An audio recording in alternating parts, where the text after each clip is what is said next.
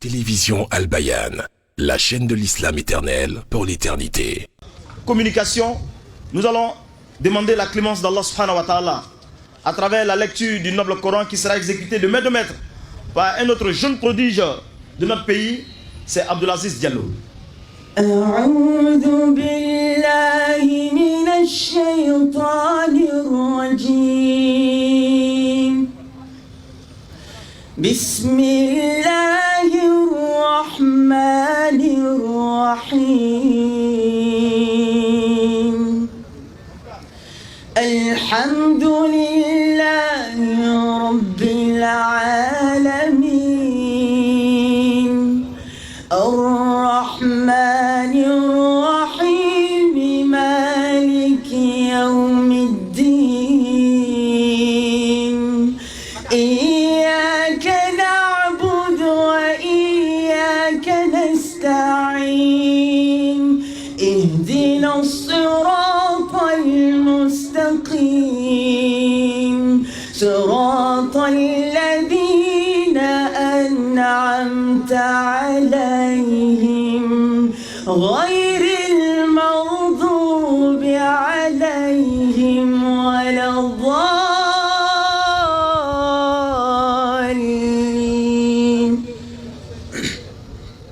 بسم الله الرحمن الرحيم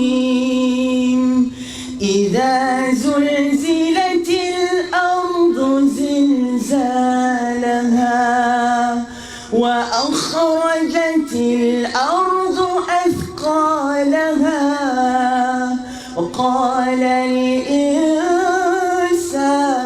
ما لها يومئذ تحدث أخبارها بأن ربك أوحى لها يومئذ يصدر الناس أشتاتا ليروا أعمالهم فمن يعمل مثقال ذرة خيرا يره ومن يعمل مثقال ذرة شرا يره صدق الله العلي العظيم ربنا ظلمنا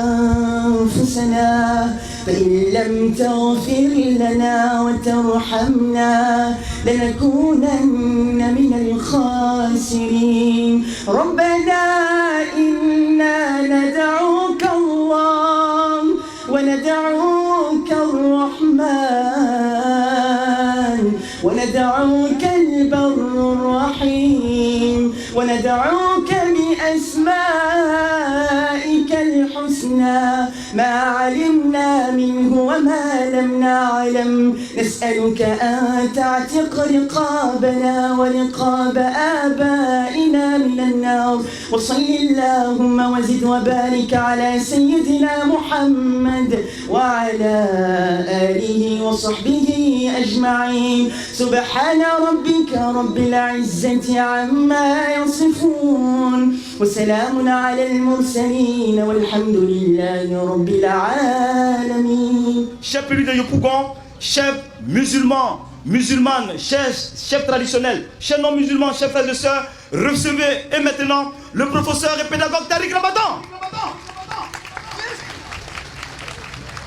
أعوذ بالله السميع العليم من الشيطان الرجيم بسم الله الرحمن الرحيم والصلاة والسلام على أشرف المرسلين سيدنا محمد وعلى آله وصحبه أجمعين السلام عليكم ورحمة الله وبركاته. J'aimerais, avant de commencer, et le salut protocolaire aux autorités qui nous ont reçus, puisque nous venons de rencontrer le maire et l'ensemble de son équipe. Puis nous avons eu l'adjoint qui a également ouvert cette séance. Remercier beaucoup et du fond du cœur le cher Fofana de nous recevoir encore cette année et de nous recevoir avec toute son équipe de la meilleure des façons. C'est une grande chance pour nous. Je ne cesse de répéter que On a l'impression que quand nous venons de l'étranger, c'est nous qui venons apporter une parole à l'Afrique. Mais comme le cher Fofana l'a dit, ça fait bien des années aujourd'hui que je reviens sur le continent qui est celui de la source, qui est celui de mes origines, l'Afrique, et c'est le contraire qui se passe. Ça ne cesse d'être un apprentissage continué depuis des années et qui continue, walhamdulillah. Donc autant vous nous remerciez de venir, autant nous vous remercions de nous donner, alhamdulillah. Que Dieu vous garde et vous aime et vous protège, Inch'Allah, ici en Côte d'Ivoire, ici dans cette région, toute la population ivoirienne, car j'ai appris depuis bien longtemps et depuis mes premières visites ici que la Côte d'Ivoire, ça n'était pas simplement la population musulmane. La Côte d'Ivoire, c'est une société plurielle, c'est une société multiple, ce sont plusieurs langues, plusieurs cultures, plusieurs religions, et c'est un projet de vie ensemble.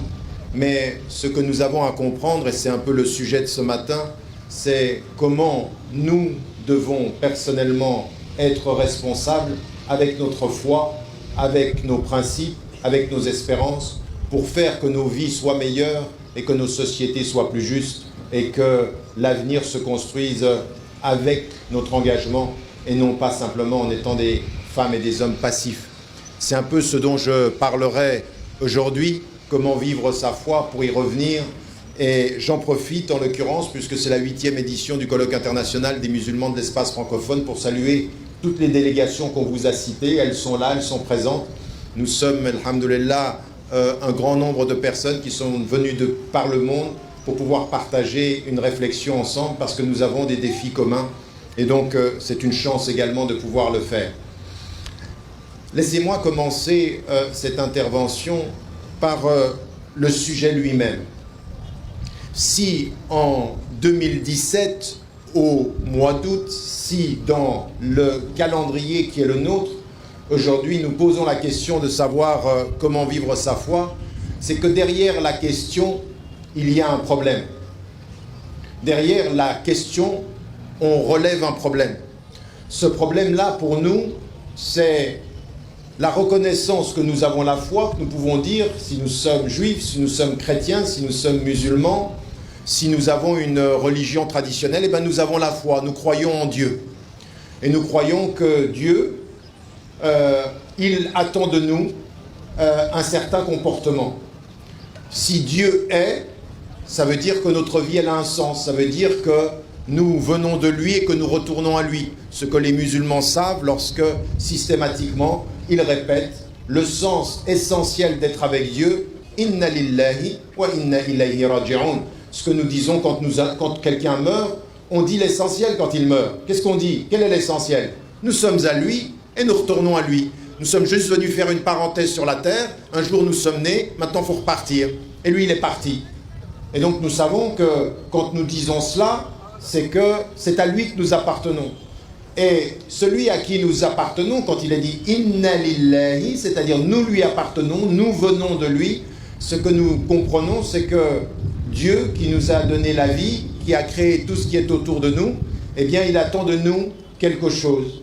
Il nous appelle, il nous crée et il nous appelle. Il nous donne la vie et il nous appelle à la vie. Il vous dit, voilà la vie que je t'offre, ça c'est cadeau. Voilà l'appel à la vie que j'exige, ça c'est ta responsabilité.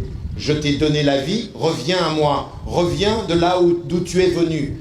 Et c'est exactement la question aujourd'hui. Comment vivre sa foi, c'est comment, quand on a reconnu que Dieu est, eh bien on va répondre à son appel. Comment est-ce qu'on va faire ça? Et quel est le problème? Le problème, c'est que depuis le début de la création humaine, depuis Adam alayhi salam, depuis la création d'Adam, depuis le début de la création, il y a une chose qui est extrêmement claire.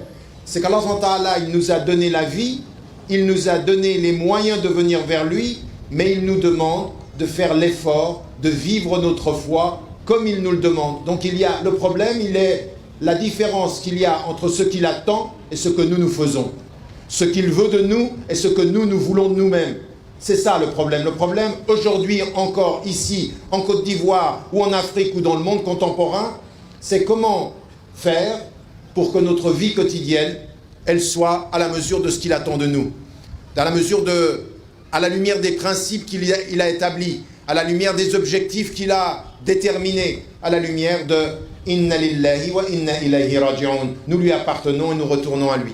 Alors c'est de cela dont il faut qu'on parle. Et là, vous êtes très nombreux ce matin, mais je vais m'adresser à chacun d'entre vous. Là, ma parole, elle est particulière, elle est singulière. Elle parle au cœur de chacun d'entre nous, en commençant par le mien et en passant par le cœur de chacun. Ce n'est pas un discours qui est un discours pour la foule, c'est un discours qui est un discours pour l'intimité. Ce n'est pas important le nombre. Le nombre aujourd'hui ne fera pas de vous meilleurs musulmans. Si vous vous retournez, vous n'êtes pas meilleurs musulmans ce matin parce que vous êtes nombreux. Vous n'êtes meilleurs musulmans que si vous savez que vous êtes seul et que c'est vers votre cœur qu'il faut commencer. Comment vivre sa foi, ce n'est pas du calcul. Comment vivre sa foi, c'est un retour. C'est un retour à soi-même. Et la première des choses qui est demandée, la première des choses qu'Allah a faites avec le prophète quand il est venu le chercher, il n'est pas venu le chercher dans la foule, il est venu le chercher dans une caverne, tout seul, quand lui, il était à la recherche de Dieu. Il est venu le chercher dans sa solitude à lui. Il lui a fait comprendre, tu n'es pas meilleur musulman en fonction du nombre, tu es meilleur musulman en fonction de la qualité de la relation que tu as avec toi-même. Comment vivre sa foi, ça commence par soi.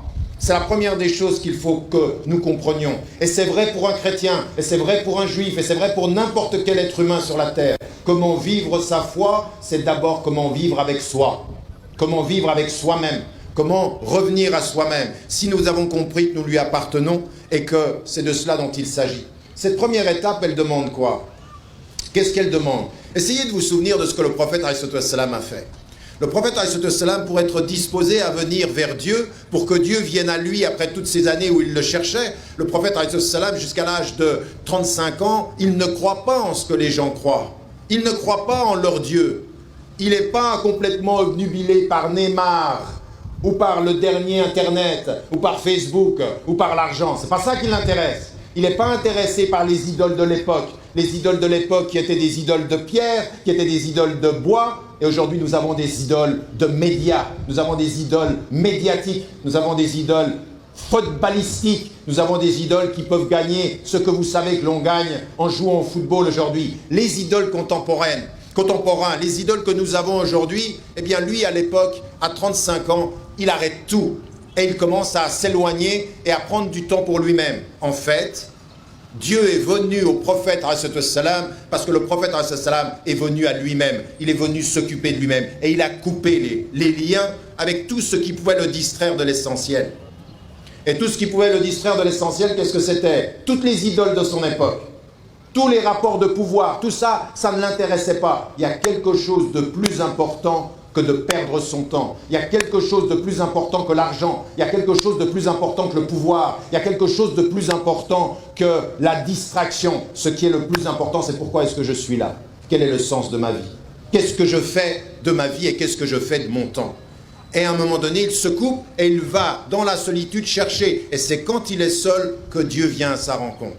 Mais quand il est seul, c'est pas simplement physique. Quand il est seul, il cherche à l'intérieur, il essaye de comprendre le sens des choses. Et ça, c'est ce que nous devons tous faire à un moment de notre vie. Vivre sa foi, c'est prendre du temps pour soi-même. C'est pouvoir s'isoler des choses, commencer à délaisser ces choses qui nous font perdre notre temps. Ça veut dire, dans notre vie quotidienne, ce temps que nous perdons à regarder la télévision, ce temps que nous perdons à écouter la radio ou à écouter n'importe quoi, à un moment donné, se retrouver, c'est cesser de perdre son temps, c'est cesser de perdre son énergie et son intelligence à des choses stupides, revenir au centre. Quand le prophète part à la caverne et qu'il cherche et que Dieu vient le chercher, il est au centre de lui-même. Il cherche, il demande. Il lui demande de venir à lui. Il lui demande une réponse au sens de la vie. À qui est-ce que je suis et à qui est-ce que j'appartiens? Alors, il lui envoie l'ange Jibril alayhi salam et il l'appelle. Vivre sa foi, ça commence par ça. Comment la vivre aujourd'hui? Surtout à notre époque. Vous savez, le plus grand danger de notre époque, c'est une époque aujourd'hui où le temps passe plus vite et où l'espace se restreint. Vous n'avez pas remarqué? Ça va de plus en plus vite parce qu'on a des moyens extraordinaires. C'est quelque chose de fou ce qui est en train de se passer devant nous. La multiplication de nos moyens a réduit le temps, a réduit le temps. Et on vous dit aujourd'hui, ben vous savez maintenant entre Abidjan et Bouaké, vous faites moins de temps qu'avant. Et nous on pense simplement que la route est meilleure. Mais le temps se rétrécit. Ce qui hier, entre deux personnes pour se parler, on envoyait une lettre et on attendait 3 semaines la réponse, maintenant c'est 1 seconde, 2 secondes. Le temps se rétrécit et l'espace se rétrécit de la même façon. Mais ça veut dire quoi ça? C'est simplement comme ça ne veut rien dire, ça n'a pas d'impact sur nous? Eh bien non, quand le temps se rétrécit et que l'espace se rétrécit, eh bien le temps du dhikr va changer, le rappel de Dieu va changer. Autant les choses se compressent, autant il faut qu'il y ait de la lumière à l'intérieur. Il faut faire une pause. Quand tout va trop vite, il faut faire une pause. C'est peut-être en 2017 qu'on se rend compte pourquoi il est important de prier 5 fois par jour. Il ne faut pas prier 5 fois par jour comme on va vite avec le temps en compressant tout. Il y en a qui n'ont pas compris ça. Ils prient comme ils compressent tout. Ils prient comme ils sont sur Facebook. C'est je prie vite, je prie rapidement, je compresse tout. Non, c'est le contraire. La prière, aujourd'hui, c'est la plus grande résistance au fait de comprimer le temps et de réduire les espaces. C'est une grande résistance. Priez 5 fois par jour et vous comprenez ceci. Vous comprenez ceci aussi. Pourquoi 1 mois par année, 1 mois par année, quand tout est en train de changer autour de nous, que le temps va plus vite, que l'espace se réduit, Allah subhanahu wa ta'ala, il vous dit 1 mois, pendant 1 mois, tu arrêtes tout. Et au lever du soleil et au coucher du soleil, tu te réconcilies avec le temps comme il est, pas le temps comme vous le faites vous. Il faut tout changer. Pendant 1 mois du Ramadan, il faut revenir aux choses essentielles. C'est ça ce qui est important. C'est qu'Allah subhanahu wa ta'ala, il vous dit, si vous allez contre la nature, vous allez contre vous-même. Mais Allah subhanahu wa ta'ala, il vous dit, par la prière, vous êtes en relation avec le soleil. Par le jeûne et le temps, vous êtes en relation avec la lune. Et Shamsu wal qamaru bi husban, vous êtes en relation avec tout ça. Prenez votre temps. Revenez à vous-même et ne vous laissez pas prendre par la vie qui va trop vite, par le temps qui va trop vite, par l'espace qui se réduit. C'est ça qu'il est allé chercher dans la caverne de prophète. Il est parti tout seul, il a coupé les liens avec la société et il est revenu à ces choses essentielles-là. Et revenir à ces choses essentielles-là pour renouer avec ça, et c'est, vous savez, vous ne vous en rendez pas compte, mais souvent on a l'impression qu'on attend de l'Afrique qu'elle s'élève au niveau du progrès des sociétés occidentales. Et pour nous qui venons des sociétés occidentales, on a envie de vous dire, s'il vous plaît, restez en relation avec le temps et l'espace, restez en relation avec la terre, restez en relation avec les éléments, parce que c'est là que vous trouvez Dieu. Là-bas, on trouve le stress et le manque de temps. Ici, il faut qu'on réconcilie. C'est l'Afrique aujourd'hui qui a quelque chose à dire à l'Occident, pas le contraire. Contrairement à un certain président qui disait que l'Afrique n'est pas rentrée dans l'histoire, il faudra que l'Afrique rappelle à l'Occident de rentrer dans l'essentiel, de ne pas perdre l'essentiel, qu'il ne faut pas aujourd'hui être dans une obsession des moyens et de la richesse et du temps et du succès financier, matériel. C'est pas ça, ça peut pas être ça. Comment vivre sa foi, ça veut dire revenir à ça. Ça veut dire revenir et suivre l'exemple du prophète. Il s'éloigne et il revient vers lui-même. Et ce qu'il va faire, et ce que Dieu va lui demander de faire, c'est de s'occuper de lui-même. Et il nous dit une chose dans le Coran qui est importante. Il nous dit, ce que j'ai mis dans votre cœur, cette foi, cette lumière dans votre cœur, elle est quelque chose que vous aimez. Dieu vous a fait aimer la foi et il l'a embellie dans votre cœur. En fait, la foi, c'est quelque chose de beau. C'est beau. C'est quelque chose qui est à l'intérieur de nous et c'est beau. C'est-à-dire c'est ce lien avec Dieu. Et nous ne sommes jamais autant bien avec nous-mêmes que quand nous sommes bien avec lui, avec cette beauté intérieure-là. La foi, ce n'est pas quelque chose qui doit nous repousser. Tous les discours que nous avons. Pourquoi, par exemple, le Cheikh Fofana et tant de ceux qui, aujourd'hui, en Afrique, ont une parole qui attire les hommes et les femmes, croyants, chrétiens, musulmans ou autres. Pourquoi? Pourquoi est-ce que ça attire? Parce qu'ils ont un élément qui est important, un élément qui est le secret. C'est qu'ils parlent de la foi dans une langue qui fait que la foi, elle est belle. La foi, elle ne doit pas faire fuir.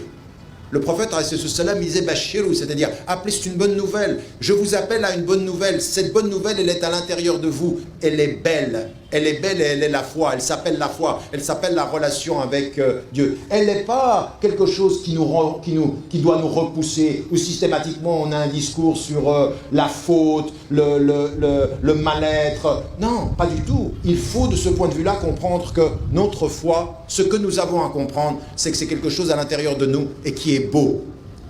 Zayyana, c'est-à-dire il l'a embelli. Et qu'est-ce qu'il a embelli à l'intérieur ? Qu'est-ce que nous allons trouver à l'intérieur? Comment est-ce qu'il faut vivre avec ça? Eh bien, la première des choses qui nous est demandée à chacune et à chacun, les jeunes parmi nous et les moins jeunes, quand on revient à nous-mêmes et qu'on est avec Allah subhanahu wa ta'ala, eh bien, ce qu'il faut, c'est prendre du temps pour s'occuper de ce que nous avons dans notre cœur, pour s'occuper de nous. Ça veut dire, ce qui est immédiatement venu à l'islam, comment vivre sa foi, c'est dès qu'on a reconnu Allah subhanahu wa ta'ala, dès qu'on a reconnu Dieu, comprendre que nous avons une responsabilité de mieux le connaître et de mieux nous connaître. C'est une responsabilité de la connaissance. Et aujourd'hui, la plus grande révolution qui ébranlera l'Afrique, ce ne sera pas le progrès matériel. Le progrès matériel ne fera pas que l'Afrique se développera. Le progrès matériel et financier, c'est pas ça la clé. La plus grande révolution, ce qui change toutes les sociétés et qui a changé toute l'histoire des hommes, c'est la révolution éducative. C'est la révolution du savoir. C'est la révolution de la connaissance. C'est quand on commence à connaître, on révolutionne quelque chose en nous-mêmes. Il faut être des révolutionnaires intérieurs. Mais des révolutionnaires, non pas qui vont vers le policier et qui l'insultent, mais qui vont vers leur conscience et qui l'éduquent. C'est pas la même chose. Le lâche, il prend le policier pour ennemi. L'intelligent et le sage, qui suit le prophète, il prend son intelligence comme défi. Je vais essayer d'apprendre. Je vais continuer la route de la connaissance. Comment vivre sa foi? Il n'a pas la foi, celui qui ne se met pas en marche vers la connaissance. Et celui qui ouvre ce chemin vers la connaissance, c'est comme s'il ouvrait le chemin vers le paradis, comme nous le dit le prophète. La voie de ce salut, c'est la connaissance. Et vivre sa foi aujourd'hui, ce qu'on a envie de voir aujourd'hui, c'est des frères et des sœurs, que ce soit en Occident, que ce soit ici en Afrique, qui fassent aujourd'hui, qui relèvent le défi de la connaissance. Mais de quelle connaissance s'agit-il? De quelle connaissance s'agit-il? Quand le prophète demande la connaissance utile, un savoir utile, qu'est-ce que c'est? C'est un savoir qui me permet d'être meilleur, c'est un savoir qui me permet de servir mieux, c'est un savoir qui me permet de réformer pour le meilleur. Le savoir, il doit être pour le meilleur. Ça n'est pas une question de salaire, ça n'est pas une question de pouvoir, c'est une question de service, c'est une question d'édification personnelle. Et le prophète, dès qu'il revient, dès que Dieu vient le chercher, il lui dit « Iqra », maintenant lis maintenant. Et il lui dit une autre chose qui est très importante. Vous savez, des fois je viens en Afrique et j'ai le sentiment que beaucoup de nos frères en Afrique et de nos sœurs en Afrique, ils pensent « Ah, en Afrique, on est pauvre, on ne va pas y arriver. On ne va pas y arriver, on n'a pas les moyens. » Non mais attendez, si vous êtes croyant et si vous entendez du fond des âges ce qui a été dit, il y a un ange qui est venu voir le prophète et ce prophète il ne sait ni lire ni écrire. Il ne sait pas lire et il ne sait pas écrire. Et il lui dit « Iqra ». Il lui dit « Lis ». Il dit « Mais je ne sais pas lire ». « Lis ». « Je ne sais pas lire ». « Lis ». « Je ne sais pas lire ». « Iqra bismi rabbik ». « Lis au nom de ton Seigneur ». Et s'il est avec toi, il n'y a aucun défi qui soit impossible. Il n'y a aucun défi qui soit impossible. Rien n'est impossible s'il est avec toi. C'est ça qu'il lui dit. Il ne savait pas lire et lui dit « Lis, en son nom à lui, tu pourras ». L'Afrique, lève-toi, en son nom à lui, tu pourras. Au lieu de passer ton temps à penser que tu ne peux pas, tu peux, si tu sais d'où tu peux. Mais si tu crois que tu peux qu'en toi, tu ne pourras pas. Mais si tu peux en lui, tu peux tout. C'est ça la réalité, c'est ça la force, c'est ça de comment vivre sa foi. C'est ça qui nous libère. C'est pourquoi les colonisateurs souvent ont voulu séparer les colonisés de cette parole-là. Parce que si les colonisés ont cette parole-là, ils savent qu'ils ne démissionneront jamais. Ils ne démissionneront jamais. Les peuples qui jamais n'ont perdu le sens d'être avec lui et d'avoir leur liberté par lui, ils ne démissionnent pas. C'est pour ça que les colonisateurs ont toujours peur. C'est pour ça que les oppresseurs ont toujours peur. Ils ont toujours eu peur de la parole qui disait « Il n'est de Dieu que Dieu, et s'il est avec moi, toi, tu ne comptes pas. Tu ne m'empêcheras pas. Tu n'as pas ce pouvoir-là. Et c'est peut-être pas ce soir, c'est peut-être pas demain matin, mais moi, ma vie, elle est longue. Tu sais, ma vie, elle est même au-delà de ma vie. Je mourrai et ma vie continue encore. » Parce que nous ne sommes pas... Voyez comment les choses changent? L'époque moderne qui comprime le temps, la spiritualité qui n'a pas de temps. Elle ne compte pas en temps, elle ne compte même pas en sa mort. Parce que parfois vous pensez que vous êtes mort ou que quelqu'un est mort, il n'est pas mort. Parce que la mort, c'est encore pas ce qu'on peut penser. Ce que je voulais dire par là, c'est que ce travail que nous avons à faire de comment vivre sa foi commence par revenir à soi, par cette éducation qui est importante. Et chacune et chacun ici, les frères comme les sœurs, les musulmans comme les personnes d'autres traditions religieuses, il n'y a pas moyen de devenir un être humain digne et responsable sans prendre en charge son éducation personnelle. Et prendre en charge son éducation personnelle, c'est revenir à soi. C'est suivre les exemples de tous les messagers. Tous les messagers ont accepté un jour la solitude plus que la multitude. Ont accepté le retour à soi plus que la perte avec les autres. Ont accepté et ont eu le courage de dire « Je ne veux pas, je veux être digne, même si votre société est une société indigne. » Ils ont eu ce courage-là. Donc ça commence, comment vivre avec la foi, c'est une deuxième chose qui est importante. C'est faire ce que le prophète ﷺ a fait, c'est faire ce que tous les messagers ont fait, c'est avoir le courage d'être soi-même. Le courage d'être soi-même, ça veut dire quoi? Ça veut dire que c'est l'une des choses les plus difficiles à notre époque. Notre époque est une époque du matraquage psychologique, du matraquage. C'est-à-dire qu'aujourd'hui, vous savez comment ça s'appelle aujourd'hui? Le développement des moyens pour établir et imposer des modes.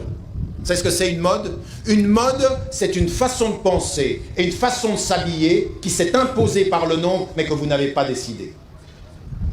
C'est des modes. Et plus vous avez les moyens de la mode, plus la mode est colonisatrice de tous les moyens et de tous les esprits. Au point aujourd'hui que jusqu'à ici, à Abidjan, la culture dominante s'est installée ici et que beaucoup d'entre vous, vous êtes influencés par la culture dominante et par la mode dominante, par les moyens techniques qui se sont imposés à nous. Vous n'avez même pas décidé de la façon dont vous vous habillez. Vous ne décidez même pas de la façon dont vous pensez. Vous ne décidez même pas de la musique que vous écoutez. Une mode musicale, une mode culturelle. Et les moyens sont derrière et ils nous poussent à cela. Ils nous poussent à suivre la mode. Alors, à un moment donné, qu'est-ce que ça fait ça? Ça s'appelle la culture du troupeau. On suit les gens. On fait comme les gens, on pense comme les gens, on devient totalement sous l'emprise d'émotions qui sont des émotions populaires, qui sont des émotions internationales. Et les moyens sont derrière et ils nous poussent. C'est exactement le contraire de ce que notre foi nous demande. Notre foi, elle nous dit, ne suis pas le troupeau, suis la vérité. Ne suis pas la séduction et le désir des gens. Eux, ils vont t'amener vers des endroits loin. Ils vont t'emmener loin du chemin. Parce que déjà, à l'époque du prophète, il lui est dit dans le Coran, attention, ne suis pas leur désir. Et même lui, il sentait que dans la société, et Allah lui dit dans le Coran, si on ne t'avait pas affermi, toi, si moi je ne t'avais pas affermi, tu serais parti avec eux, tu aurais dévié de la voie. Donc c'est avec Dieu que tu as trouvé ce qui était ferme, ce qui était nécessaire. Eh bien nous aujourd'hui, quand vous voyez ce matraquage qui est un matraquage culturel, qui est un matraquage sur les valeurs, sur les comportements, sur les attitudes, vous faites des choses aujourd'hui, ici en Afrique, vos pères, il y a 2 générations, ils ne pouvaient même pas imaginer que vous alliez les faire, mais on s'est habitué à ça, c'est devenu international. La culture mondiale, elle est dans votre salon, elle est dans votre ordinateur, elle est dans votre téléphone. Elle est là, elle vous prend là. Toi, tu penses que tu regardes le téléphone, il est en train de prendre ton esprit. C'est pas ton téléphone qui est devant ta tête, c'est ta tête qui est dans ton téléphone. Ah oui, il y en a qui comprennent très bien ce que je veux dire. Il y en a qui tout à coup réalisent que leur téléphone, il a pris leur tête. Et quand ta tête est dans ton téléphone, et quand cet instrument-là est devenu un instrument culturel qui t'attire, tu fais comment? Mais à un moment donné, quand tu attends l'appel à la prière, ben tu poses ton téléphone. Toute la question est de savoir comment tu vas y revenir. Est-ce que tu as posé le téléphone comme une parenthèse? Ou est-ce que tu as posé le téléphone comme une libération. Est-ce que ça, cette culture qui est dans ce téléphone-là, elle t'a pris? Ou est-ce que toi, tu l'utilises juste ce qu'il faut et tu restes et tu comprends où est le sens des choses? Parce qu'à un moment donné, dans notre engagement en tant que femme et en tant qu'homme, dans comment vivre sa foi, il faut avoir le courage de couper avec certaines choses. Et ça, vous savez, dans notre vie quotidienne, on ne fait pas très attention à cela. Et nous acceptons des choses dans notre culture, des fois, qui ne sont pas forcément positives. Nous avons un rapport au temps, il faut prendre son temps, mais vous savez, c'est très particulier en islam. C'est très particulier d'ailleurs, même dans les traditions chrétiennes. Et là, nous nous retrouvons quand nous venons à l'essentiel des choses, entre chrétiens, musulmans et hommes de foi, nous nous rencontrons. C'est-à-dire, il faut savoir prendre son temps, et en même temps, il faut être rigoureux avec le temps. Il faut prendre son temps pour faire les choses, mais quand il faut les faire, il faut les faire. C'est-à-dire que ce matin, quand le fajr, quand la prière du matin est passée, elle est passée, c'est trop tard. On ne peut pas la rattraper. Il faut être strict avec le temps. Prends ton temps, mais gère ton temps. Oui? Ça, en fait, c'est la clé du succès. Prends ton temps, gère ton temps. Nous, en Afrique, on prend notre temps, on prend notre temps, et on prend notre temps. Il n'y a pas de grande gestion du temps. Il n'y a pas de grande gestion du temps. C'est pour ça qu'il y a quelque chose qui est problématique. Mais quand vous entendez du haut de sept cieux, la prière est selon des horaires déterminés, effectivement, de ce point de vue-là, ça veut dire qu'il faut être rigoureux, qu'il faut être strict avec le temps. Il faut faire attention de ne pas perdre son temps. On nous répète souvent en Occident, le temps c'est de l'argent.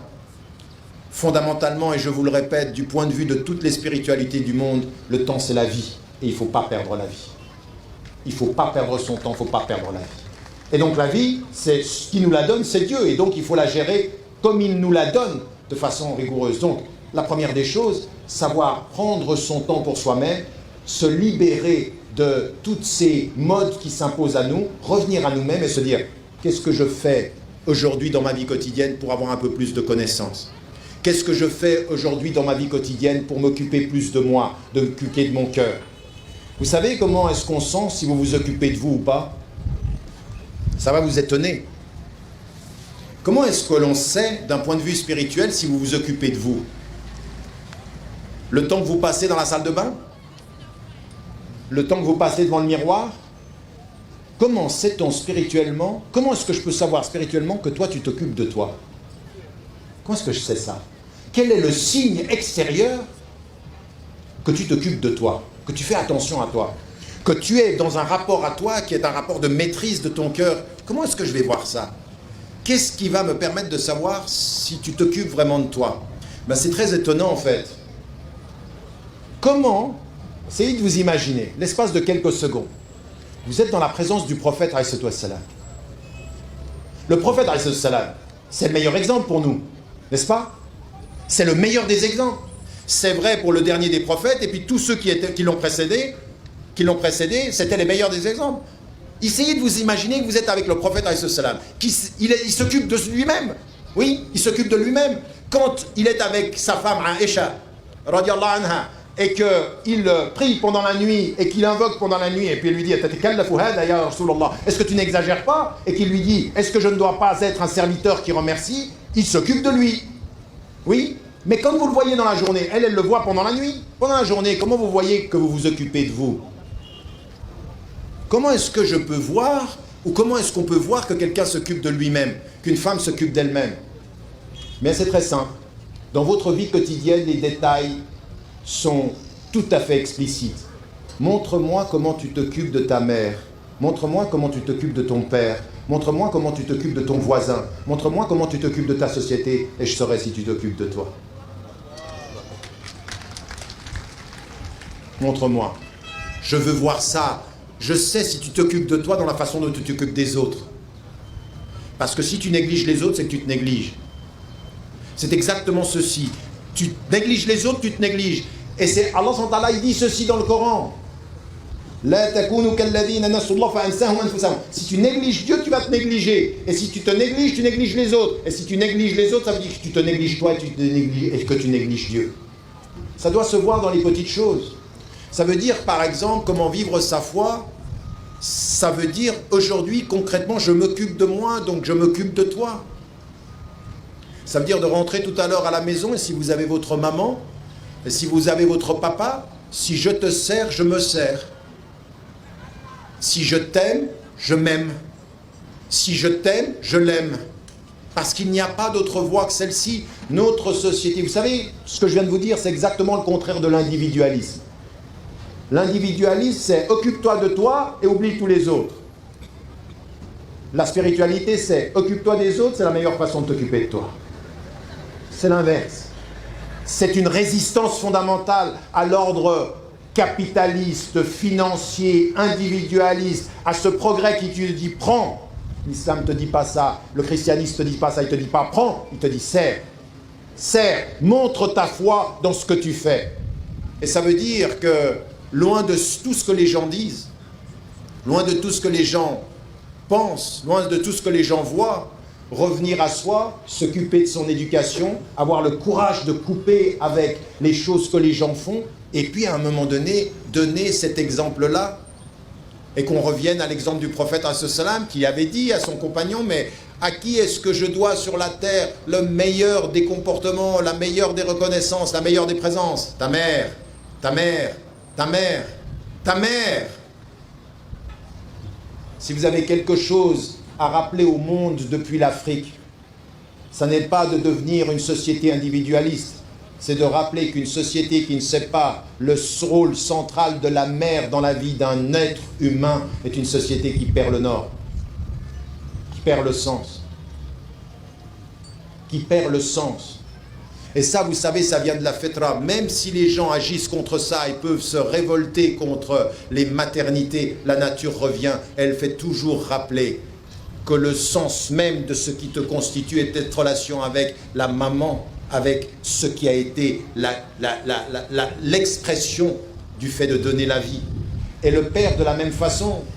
Alors je sais bien que les frères ici, en particulier en Afrique, on a cette idée que la famille, ça passe par la mère. Non. Depuis le prophète, et comme il est écrit dans le Coran, avec Luqman qui parle à son fils, la famille, ça passe pas par la mère. Ça commence par le don de vie de la mère et ça ne peut évoluer qu'avec le père et la mère ensemble. Qu'ensemble, nous comprenions que nous avons à faire ce travail-là. Un des grands problèmes que nous avons dans beaucoup de nos sociétés aujourd'hui, c'est que les papas ne sont plus tellement des papas. Ou pas assez des papas. Ou alors ils n'ont compris que d'être papa, c'est uniquement dire non et avoir l'autorité. Non, le papa, il accompagne. Luqman, quand il parle à son fils, il lui parle. Il lui dit, mon fils, il lui parle, il l'accompagne. Il faut accompagner ses enfants. C'est ça, vivre sa foi. Et nous, ce que nous avons à comprendre, c'est que le meilleur moyen de montrer que nous nous occupons de nous, c'est aussi de nous occuper de nos parents. Et inversement, de nous occuper de nos enfants. Aujourd'hui, nous avons à revenir à ces choses-là, à ces choses qui sont centrales. Et s'occuper, ça veut dire quoi? S'occuper, ça veut dire quoi? Qu'est-ce qui est le secret du fait de s'occuper? Eh bien, c'est de s'écouter. Dans ce qui est tout à fait particulier dans le Coran, c'est que dans la discussion entre les générations, c'est un père qui parle à son fils, il se parle. Et le père, il parle à son fils. Il lui parle. Il lui parle. Le grand problème de notre époque, c'est un problème... Vous savez, notre époque, c'est une époque connectée sans communication. Nous sommes connectés tout le temps et nous ne communiquons plus beaucoup. Nous perdons la communication. Ce qui nous est dit aujourd'hui spirituellement, c'est rappelez, réconciliez-vous avec la communication, parlez-vous, parlez à votre papa, parlez à votre maman, parlez à vos enfants, réconciliez, ouvrez ces espaces, prenez du temps. Vous savez qu'il y a des hasanats quand on prie et puis il y a des hasanats quand on fait quelque chose de bien. L'espace où on va se parler, où on va se souvenir de Dieu, ce sont des espaces où il y a des hasanats. C'est des prières, ça, c'est des prières de famille. Il faut se donner ce temps-là, il faut se donner cet espace-là.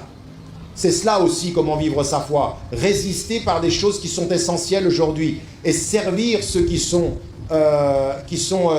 qui sont autour de nous. Alors, vous l'avez également dans le hadith, et vous avez les deux versions du hadith. La yu'minu ahadukum hatta yuhibba li akhi ma yuhibbu li nafsi. Il n'a pas atteint la plénitude de la foi, celui qui ne veut pas pour son frère. Mais vous avez l'autre version du hadith, yuhibba li jarihi, c'est-à-dire celui qui ne veut pas pour son voisin ce qu'il veut pour lui-même. Et ça, c'est quelque chose de très important. La différence ici, c'est que le frère, ça peut être un frère de sang, ça peut être un frère ou une sœur de religion, mais le voisin, il n'a ni le sang, ni forcément la religion. Et ici, en Côte d'Ivoire ou en Afrique, avec toutes les délégations qui viennent, et nous-mêmes qui vivons en Occident, nos voisins, ils sont athées, ils sont agnostiques, ils sont chrétiens, ils sont juifs, ils ne sont pas de notre tradition. Mais Allah subhanahu wa ta'ala, il nous dit, si vous voulez leur montrer la foi, ne marquez pas sur votre porte d'entrée, je m'appelle Mamadou Thiam et je suis musulman. C'est pas une affiche que tu mets sur ta porte. C'est pas une affiche que tu mets sur ta porte. Et tu n'as pas à dire, je vais leur montrer moi ce que c'est que l'islam. Et l'islam c'est bien, alors chaque mois du ramadan, eh ben, tu vas leur donner un tout petit peu, ou à la fin du Eid al-Adha, tu vas leur donner du mouton. Tu vends ta religion. Comme si tu penses que les gens vont avoir une bonne image de l'islam uniquement que parce que pendant la fête, tu vas leur donner un petit cadeau. Mais ce n'est pas de leur donner un cadeau l'essentiel, c'est que toi tu sois un cadeau. C'est toi le cadeau, c'est pas le cadeau que tu fais, le cadeau c'est ce que tu es. Donc quand tu es un voisin et que tu as un voisin qui n'est pas de ta religion, sois cadeau, mais tous les jours, pas juste pendant la fête, en attendant qu'eux ils te fassent un cadeau pendant leur fête. Oui, c'est un échange de cadeaux. On ne va pas y arriver comme ça. C'est être un cadeau, comme on est un témoin. C'est ça, être un témoin, ça veut dire quoi? Ça veut dire quoi être un témoin? Shuhada ala nas, c'est-à-dire vous devez être des témoins, c'est quoi? Un témoin, c'est quelqu'un qui a un cadeau pour l'autre. Chaque fois qu'il le voit, ça lui fait plaisir. C'est quelque chose de beau à voir. Même dans le fait de s'éloigner des gens, Allah subhanahu wa ta'ala dit au prophète, éloigne-toi de belle façon. Sois beau même dans ta façon de t'éloigner, pas agressif, pas dans le rejet, dans la beauté, dans l'esthétique, même quand tu t'éloignes. Mais alors quand tu t'éloignes pas et que tu vis à côté, c'est là où tu dois être le meilleur des exemples. Tu dois être un cadeau. Posez-vous la question, chacun d'entre vous ici, est-ce qu'il y a quelqu'un sur la terre qui peut vous dire t'es un cadeau pour moi? Pas forcément la musulmane et le musulman, pas forcément le chrétien, les êtres humains autour de vous. Et le prophète, il dit, tu n'as pas atteint la plénitude de ta foi si ton voisin, si tu ne veux pas pour lui ce que tu veux pour toi-même. C'est-à-dire que tu dois penser à lui. Et tu dois penser à lui tous les jours de la vie, pas simplement pendant les jours de fête, pas pendant le ramadan ou pendant... Non, les jours dans la vie quotidienne. Se poser la question de savoir comment les gens vont. Vous savez ce que ça veut dire, faire attention à son voisin? Il y a un mot pour ça. Être attentif. Le Cheikh Fofana disait tout à l'heure que je viens d'une famille, alhamdoulilah, qui est une famille très pieuse. Je vais vous dire une chose qui m'a beaucoup perturbé moi parce que je n'étais pas au niveau. On est souvent venu me raconter, quand je suis retourné en Égypte, on est venu me raconter une chose sur mon grand-père qui est un tout petit détail.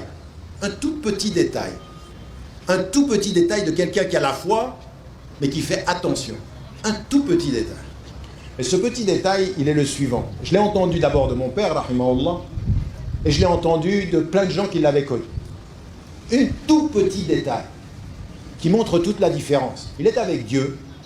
Il a, pendant toute sa vie, visité 17 000 villages. Tout le temps, il tournait tout le temps. Il est mort à 42 ans. Rahimahullah, 42 ans. 17 000 villages, il traversait, et c'était en 1940. Il n'y avait pas de... C'était la voiture pour ce qu'il y en avait, le train comme il pouvait. Et on vient vers moi, on me dit, tu sais quoi? Tu sais ce qui était surprenant avec ton grand-père? C'est que quand on le rencontrait, l'année d'après où on l'avait rencontré, il se souvenait de notre prénom. En fait, il se souvenait de nous. Il nous avait vus. Il prêtait attention. Il change l'éducation, il construit 2000 écoles et il rencontre quelqu'un, il se souvient de son prénom. Ça, je t'ai vu déjà. Moi, j'arrive pas. J'oublie trop. Mais j'ai compris une chose, c'est qu'on n'a pas tous la même mémoire. Et il faut travailler. Mais quel est le secret? Le secret, c'est de faire attention aux gens qui sont autour de nous. La foi, c'est être attentif. C'est de regarder son voisin. de regarder son père. Ton père, il ne va pas toujours te dire, regarde. Ta fille, ton fils ne va pas toujours te dire, regarde, sois attentif. Sois attentif. La foi, ça doit rendre attentif. Pas pressé, pas stressé et pas compté. Il y a certains médecins, quand tu rentres dans leur cabinet, tu as déjà l'impression que tu dois sortir. Tellement ils sont pressés. Et tu as un autre médecin, quand tu rentres dans le cabinet, tu sais qu'il t'a vu et qu'il te respecte. Il va prendre son temps. La foi, c'est ça. Comment vivre sa foi, c'est être attentif.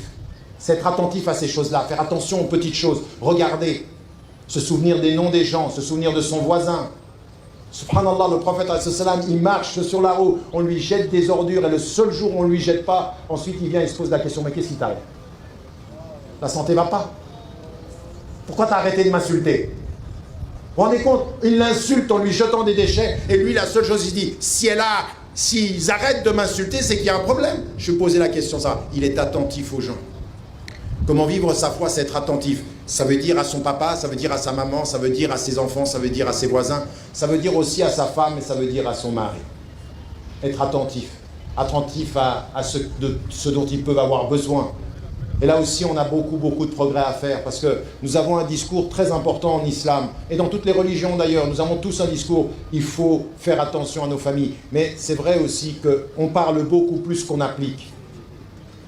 Nous, on est un peu comme des gens, on est en train d'apprendre le code de la route et on pense qu'on va savoir conduire. Le code de la route, il ne te permet pas de conduire. Le code de la route, c'est ce que tu dois faire. Mais pour conduire, il faut appliquer. Il faut prendre la voiture, il faut appliquer les choses. Et l'islam, ce n'est pas un code de la route. L'islam, ça n'est devenu un code de la route que parce que d'abord c'était la vie.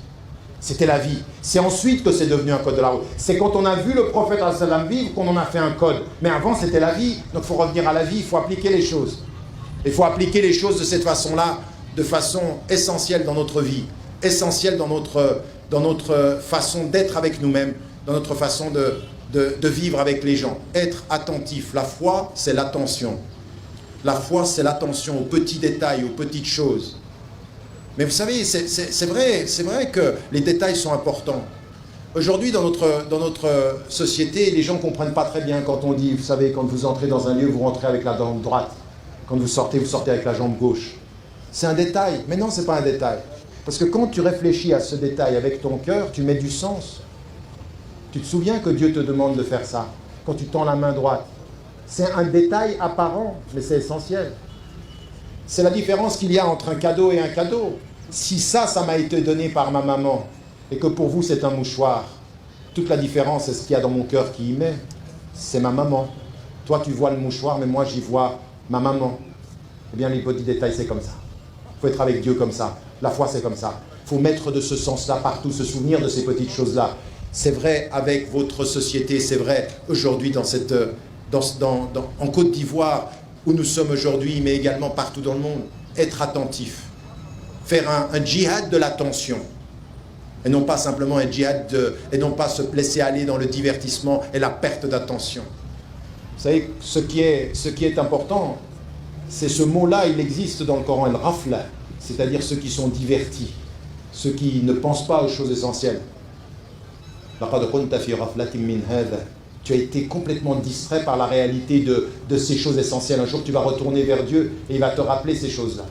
Le dernier élément que je voulais mettre en évidence, dans comment vivre sa foi, revenir à soi, s'occuper de son éducation, prendre du temps pour soi-même et servir les gens. Je sais que tu t'occupes de toi quand je regarde comment tu t'occupes de tous les autres. De tous ceux qui, dans le secret de ta vie, ta propre famille, ta femme, tes parents, tes enfants, mais ton voisin aussi et ta société, eh bien ensuite il y a quelque chose qui doit encore naître de tout ça, naître de tout ce travail-là que nous devons faire, chacun d'entre nous, sur comment nous devons vivre notre foi aujourd'hui. Aujourd'hui, nous sommes dans un monde qui est un monde qui devient extrêmement difficile et complexe. Les sociétés sont en train de se séparer, les fossés entre les riches et les pauvres n'ont jamais été aussi grands. Vous vous rendez compte que 1% de la population mondiale tient 68% de la richesse du monde. C'est un monde fou. Nous sommes un peu devenus fous. Et je le disais à la khutbah du vendredi, il y a des joueurs de football maintenant qui chaque seconde gagnent 1 euro. Chaque seconde de leur vie, 1 euro. Même quand ils ne jouent pas, même quand ils dorment. Et nous, on regarde ça, et c'est le monde de l'argent, de la finance, du divertissement. Et on nous dit et on nous envoie, oublie-toi, oublie-toi. Nous, on s'occupe de toi. On fait de l'argent, on s'occupe de la télévision, on s'occupe des divertissements. Et nous, vivre la foi, c'est se dire non, je ne refuse. Je ne veux laisser personne s'occuper de moi. Je m'occupe de moi. Je me prends en charge. Et aujourd'hui, c'est ça le vrai combat. Et ce que nous aimerions pouvoir, ce pourquoi nous nous rencontrons, pourquoi ça fait maintenant 20 ans qu'on vient, qu'on discute, qu'on essaye de trouver des solutions à un problème auquel nous faisons face, c'est parce qu'on a envie de s'occuper de nous-mêmes. On n'a pas envie de se laisser aller. On n'a pas envie de devenir, on n'a pas envie de suivre le troupeau de ceux qui ne réfléchissent plus et qui deviennent les moyens financiers des autres. On a envie de répondre à son appel et de savoir, il nous donne des principes, il nous donne et il nous a établi une voie, il faut que nous la suivions cette voie. Il faut que nous soyons dignes de cette foi. Et digne de cette foi, ça veut dire aujourd'hui, là, dans ce monde qui est le nôtre, qu'il faut qu'on s'engage et qu'il faut qu'on s'engage avec ce que je vous ai dit, la connaissance, le sentiment de se prendre en charge et le courage. Mais ensuite, après, il faut que ce soit aussi social. La Côte d'Ivoire, comme l'Afrique, traverse des situations extrêmement difficiles. Il y a beaucoup de tensions sociales ici. Il y a beaucoup de tensions, vous avez 2 solutions. Soit vous restez assis en disant il y a des tensions, soit vous ruminez le passé, on s'est opposé lors des dernières élections présidentielles, ou alors vous regardez vers le futur et vous comprenez que vous devez répondre à l'appel. Et répondre à l'appel maintenant, ça n'est pas ruminer les fractures du passé, c'est construire la réconciliation du futur. C'est ça dont nous avons besoin aujourd'hui, des gens qui construisent le futur, mais en étant positifs. Et Allah subhanahu wa ta'ala, ce qu'il nous a donné, pourquoi pensez-vous que le Coran commence et que notre foi commence par l'injonction divine de remercier Dieu? Dis merci à Dieu. Pourquoi? C'est quoi ce merci? Pourquoi est-ce qu'on remercie Dieu? Parce qu'il nous a donné la vie et qu'il faut aimer la vie. Il ne faut pas s'enfermer dans la vie. Il ne faut pas célébrer la vie. Il ne faut pas idolâtrer la vie. Il ne faut pas idéaliser la vie. Mais il faut l'aimer parce que c'est un cadeau de Dieu. Et comment est-ce qu'on aime la vie? Comment est-ce qu'on va aimer la vie? Non pas simplement en s'oubliant, ça c'est pas aimer la vie, c'est la détruire, c'est la négliger. Ceux qui passent leur vie à oublier qu'ils vivent négligent la vie. Mais ceux qui passent leur vie à se souvenir de ce pourquoi ils vivent, célèbrent la vie, sont vraiment ceux qui célèbrent la vie. Et comment est-ce qu'on va célébrer cette vie et dire merci à Dieu? Eh bien en construisant un meilleur futur. Oui, il y a des gens qui ont été injustes hier. Oui, il y a des choses qui se sont passées dans le pays ou qui se sont passées dans la région. C'est vrai, il y a des gens qui ont été injustes, il y a des gens qui ont été absolument, qui ont un comportement inqualifiable. Est-ce qu'on va passer son temps à regarder ce passé pour s'opposer, ou est-ce qu'on va déterminer qu'aujourd'hui nous avons à construire l'avenir ensemble? Aujourd'hui, c'est ça. C'est pour ça qu'Allah subhanahu wa ta'ala il dit même avec toi personnellement, Allah subhanahu wa ta'ala, il ne fait pas le compte de ton passé. Tu sais pourquoi il ne fait pas le compte de ton passé? Parce qu'il est Rahman Rahim. Il est le miséricordieux, le tout miséricordieux. Il peut effacer. Mais pourquoi est-ce qu'il efface? Pour que tu recommences? Non, pour que tu construises mieux. Le but, c'est pas que tu recommences, c'est que tu construises mieux. Et aujourd'hui, ce dont nous avons besoin, vivre notre foi, c'est avoir cette exigence aussi de savoir pardonner, savoir se pardonner et savoir pardonner aux autres. C'est pas un mot ça, c'est pas simplement la réconciliation nationale, c'est plus profond que ça. C'est de comprendre que notre avenir, il est même par rapport aux colons. On va passer son temps à regarder la France en disant que vous nous avez colonisés, mais non!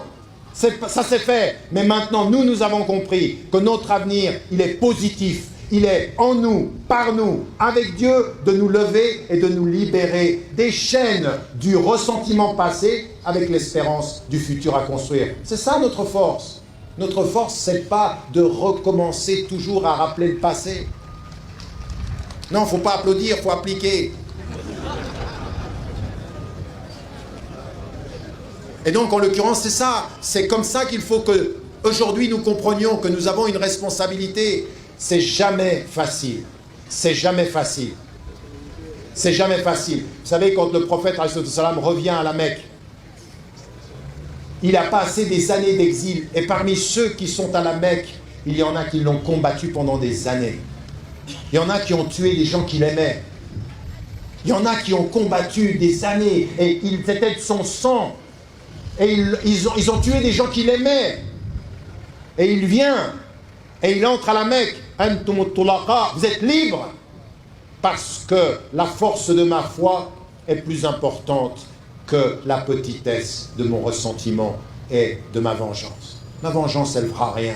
Mais la grandeur avec Dieu, c'est d'aller au-delà. Vous savez, ce message-là, c'est exactement le contraire de tout ce que vous entendez en Syrie, en Irak et dans les médias aujourd'hui, où l'islam serait un message de la violence et du conflit.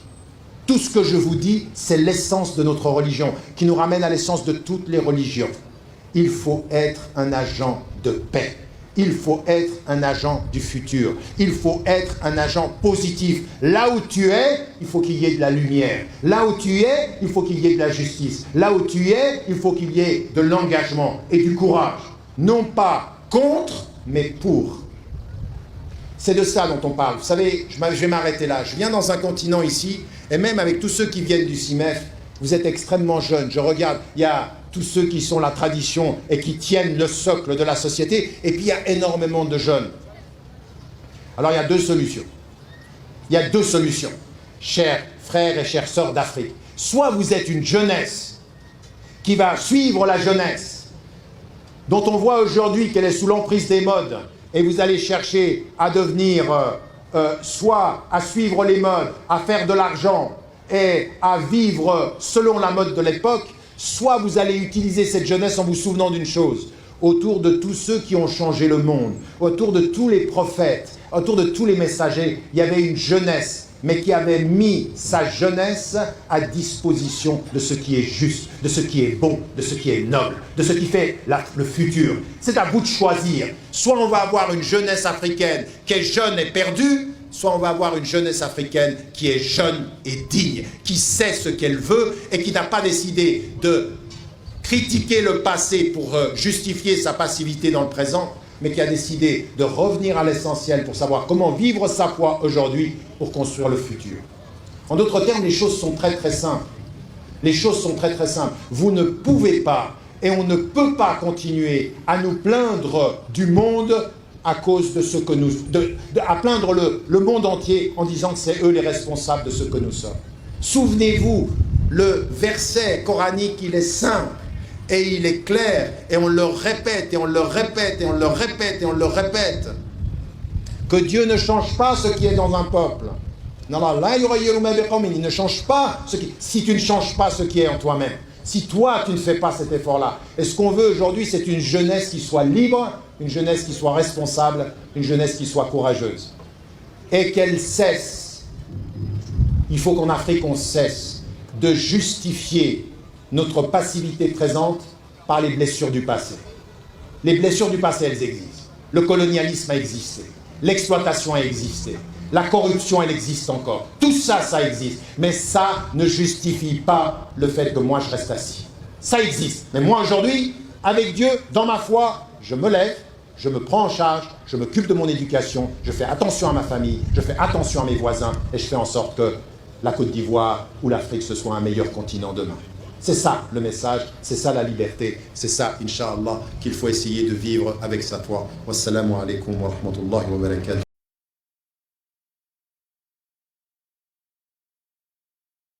Télévision Al Bayan, la chaîne de l'islam éternel pour l'éternité.